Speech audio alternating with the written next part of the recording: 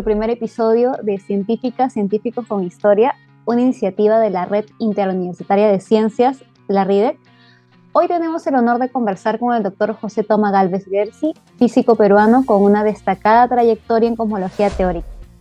Él obtuvo un grado de bachiller en física por la Universidad Nacional de Ingeniería. Posteriormente cursó la maestría en física teórica en el Imperial College London y obtuvo el doctorado en física en la Simon Fraser University en Canadá. Realizó estancias postdoctorales en la Universidad de Mississippi y en el Instituto Canadiense de Astrofísica Teórica de la Universidad de Toronto.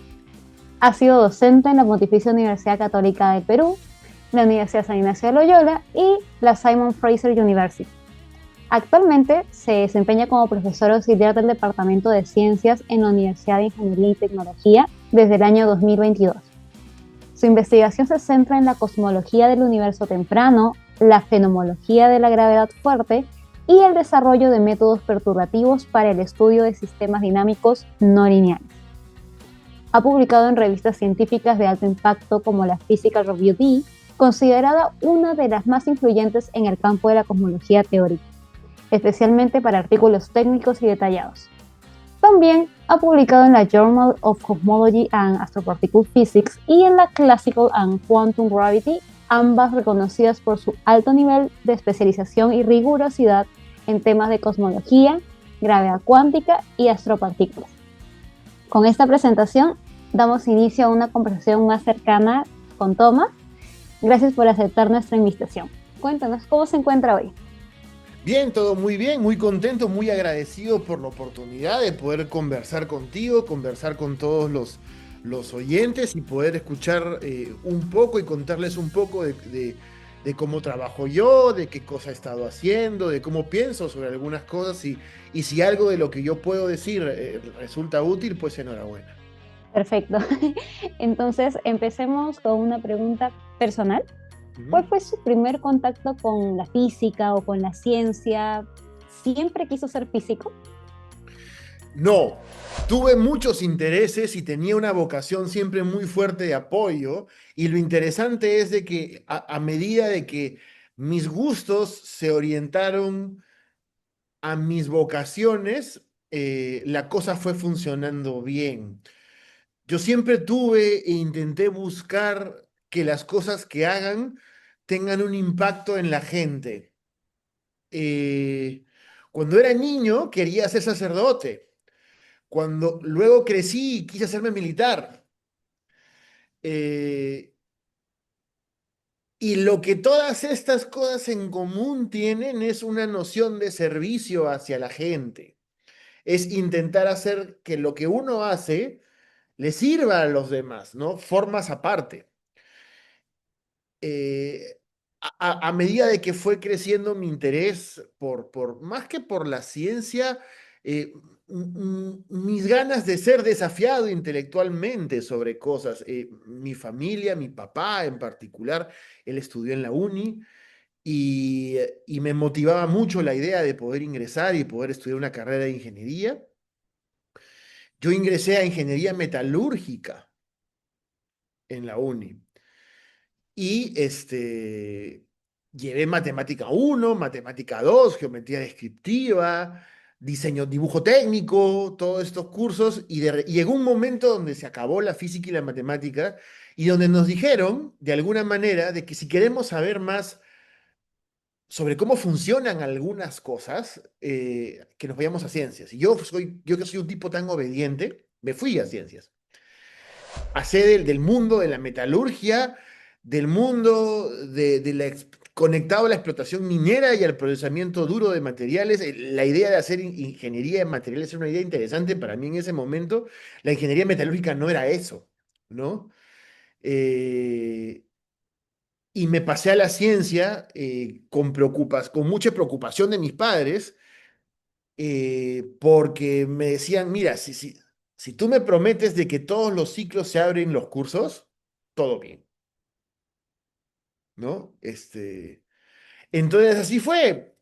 Me fui a física y de repente, en la necesidad de avanzar en los cursos, encontré una manera muy curiosa de pensar. muy estimulante y muy, de alguna manera, que busca conexiones muy profundas entre lo que vemos y cómo lo moderamos.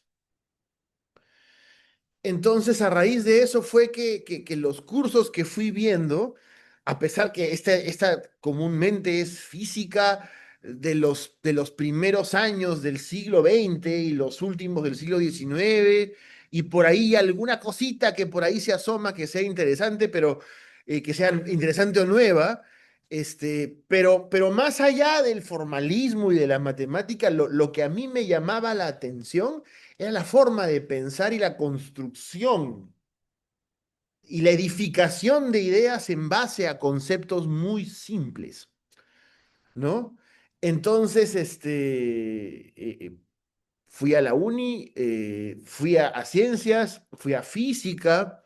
Los primeros 3 o 4 años yo no sabía qué iba a hacer en la física. Yo estaba feliz llevando cursos, nada más.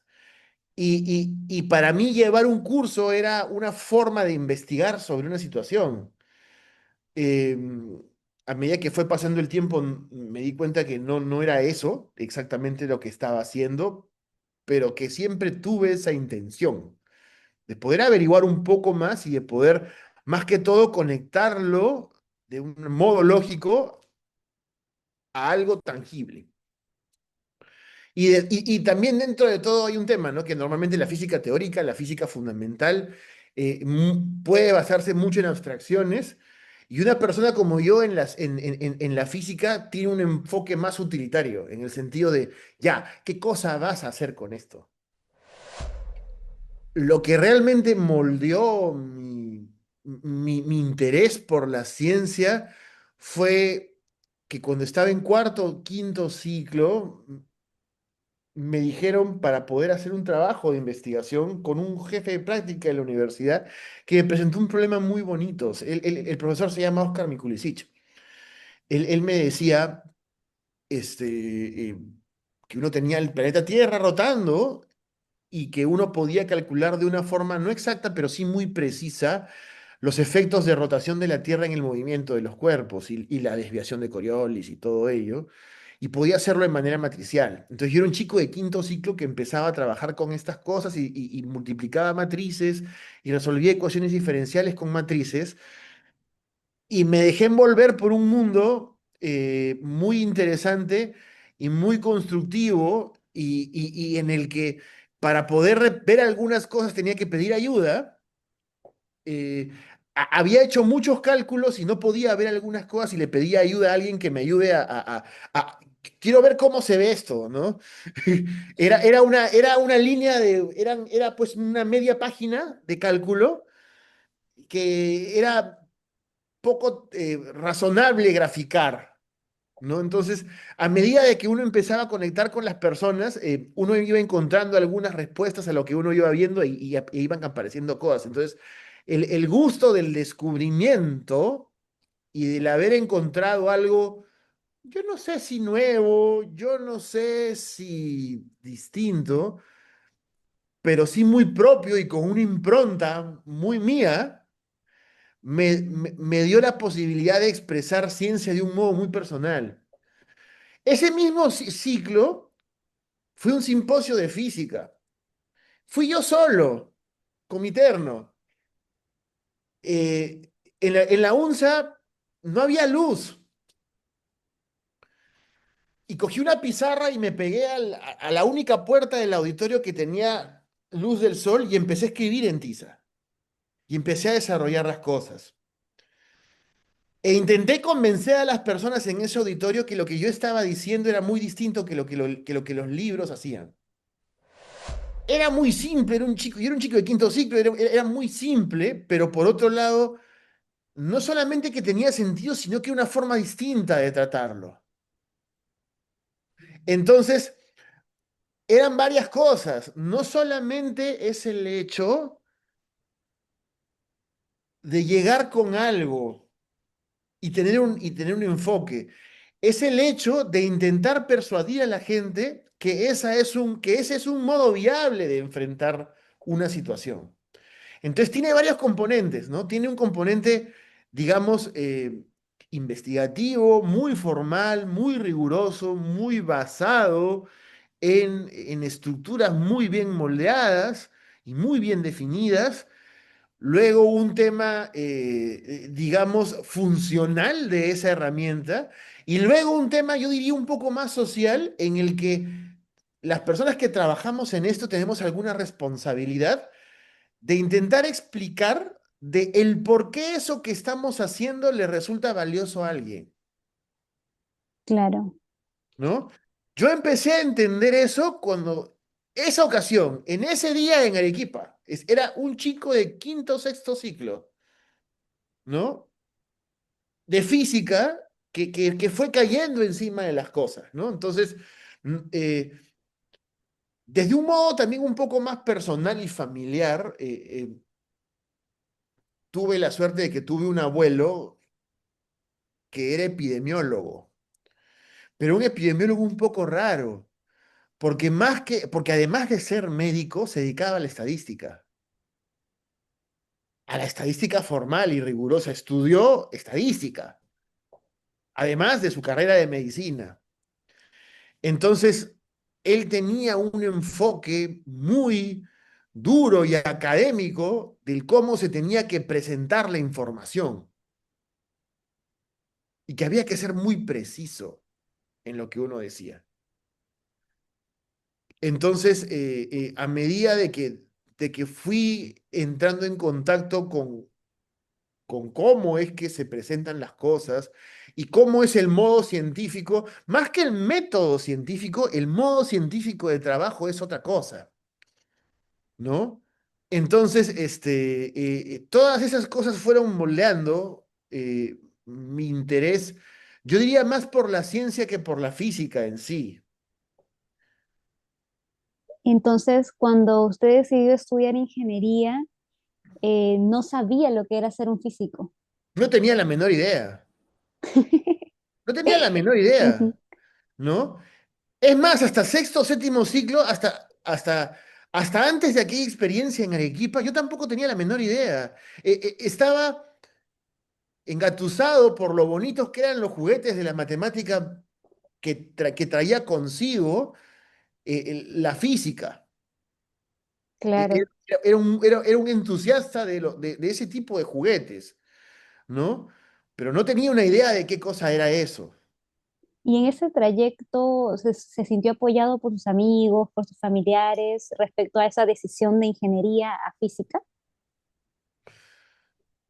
Sí encontré apoyo en mi familia para hacerlo, ¿no?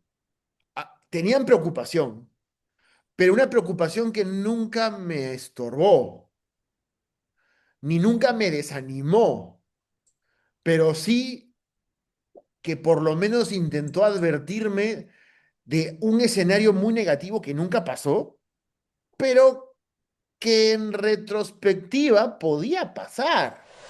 Un temor muy válido. Que un padre le transmite eso a su hijo era muy válido. Lo que sí rescato de mis padres es que a pesar de tener ese temor, nunca me desanimaron a hacerlo. Pero sí me Claro, lo dijeron, ¿no? ¿de qué vas a vivir? Claro, sí me lo dijeron. Y además, en base a, oye, te has cambiado de algo que se sabe que es una profesión muy rentable en el país, como es todo lo que está conectado a la minería, a irte al mundo de la abstracción, ¿no? ¿Su papá también era ingeniero? Sí, mi papá estudió 3, 4 años en ingeniería, en la uni, y además su trabajo era muy de ingeniero y muy de planta y muy de procesos. Es una persona muy... la imagen de mi papá me enseñó que uno podía conocer gente escalofriantemente inteligentes que no tenía un grado y que no necesitaba de un grado para realmente darse cuenta de cómo funcionaban algunas cosas, ¿no? Que la carrera haya tenido algún grado o algo era un complemento, pero que las posibilidades de entablar una comunicación o de entablar o de desarrollar algo con alguien no tenía que ver con un estatus. ¿Encontró algún desafío fuerte en pregrado que nos quiera contar? Te podría decir de que mi transición del estudio preuniversitario a la universidad fue dura. Yo desaprobé el primer año los dos cursos de matemática, los pasé y luego llevé descriptivo y también lo desaprobé, pero de ahí aprobé. Entonces fue dura la adaptación al modo de funcionamiento, al sistema de Ujú. trabajo, lo cual no me pasó en física. ¿No tenía miedo de desaprobar? A ver, esa es una muy buena pregunta. La pasaba extremadamente bien en las prácticas calificadas, pero me estresaban mucho los exámenes parciales y los finales. Eso es un tema muy personal de cómo uno enfrenta la situación de ser evaluado, más que las dificultades del curso. Uno cuando luego ve todo esto, uno dice, yo he hecho cosas mucho más difíciles que esto, ¿no? Eh, pero aún así, era un estudiante de hacer cosas muy interesantes cuando tenía el tiempo para poder ordenarlo todo y poder contar la historia completa. Tenía más un temor por la situación del examen que por el no aprender. Entonces, ¿qué ocurre? Normalmente yo iba a un parcial o un final con muy buenas notas y sin muchas preocupaciones. Entonces, no tenía temor a desaprobar el curso, tenía temor a que me vaya no tan bien en el examen, pero no era realmente un impedimento para que me vaya mal. Y por otro lado, hay otra cosa que fue bien interesante, que es que habían profesores de culto en la universidad, que eran gente muy, ¿no? Reputada y muy correcta en decir las cosas. Lo interesante de eso, más que era llevar el curso con tal o cual persona, que era fácil o difícil, era aprender a sacar lo más que uno podía de lo que uno estaba viviendo. Aún así, a mí no me tocó llevar cursos con profesores estrellas en la facultad, ¿no? A mí no me tocó, por ejemplo, llevar cursos en la uni en mis años con el profesor Balki. No me tocó. A pesar de que sí conocí y sí valoro y admiré mucho el profesor Balki, pero no como profesor, sino por cómo pude conversar con él, por lo que pude obtener de él al interactuar. ¿Qué cosa disfruté mucho de la universidad en ese aspecto? La situación en la que se le proponía un problema y uno tenía que ver cómo. De ver cómo, o sea, ya ves Ujú. tú cómo, agarras el libro y ves y empiezas a ver cómo y ya. Y empiezas a ver de qué manera resuelves lo que tienes que hacer. ¿Considera que para ser un buen científico hay que tener cierto grado de autodidacta? No sé si de autodidacta, pero sí, a ver, si ser autodidacta es poder llegar uno a una explicación que te convenza genuinamente, entonces sí. Pero si se entiende también que eso no necesariamente es ser autodidacta, porque hay muchas formas de hacerlo, entonces hay un claroscuro ahí. Tiene que haber guía, Ujú. definitivamente tiene que haber guía, tiene que haber comunicación, tiene que haber el hecho de poder conversar con alguien y decir, oye, ¿y esto? ¿Y qué te parece? Y mira, hice esto y qué tal. Y mira cómo me ha salido y tiene sentido y tú qué opinas. Y por otro lado, esa es otra cosa que también uno aprende, la ciencia es un esfuerzo colectivo. Todas Exacto. las personas que trabajamos en ciencia necesitamos, no sé si una comunidad, pero sí de pares con los cuales podamos conversar y podamos ser evaluados y poder rebotar alguna idea. ¿Egresaron todos los de la misma promoción? ¿Todos ahora están en algún cargo académico? A ver, egresaron todos. Los que yo conocía, sí, egresaron todos. No todos en un cargo académico, yo diría que es la minoría.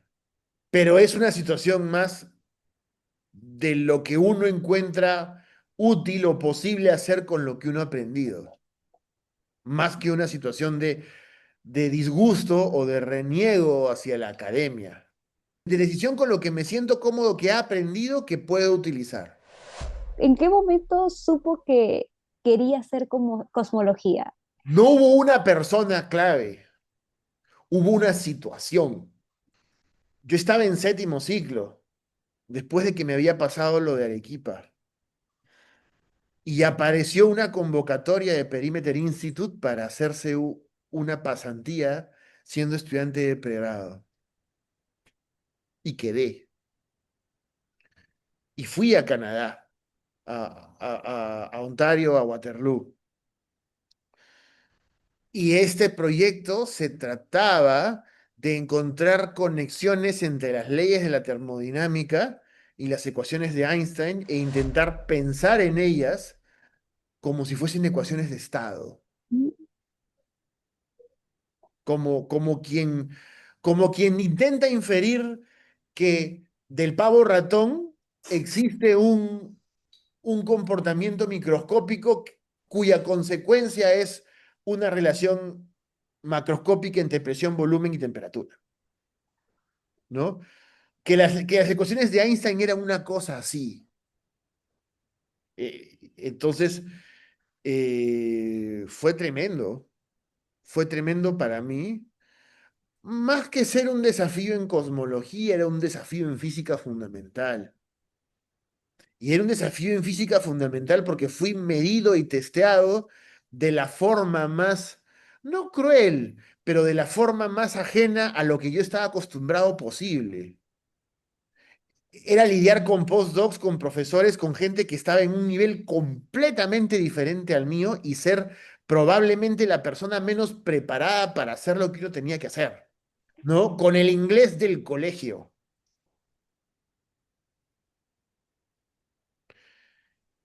Entonces, a partir de eso, yo me di cuenta que eso es lo que quería hacer.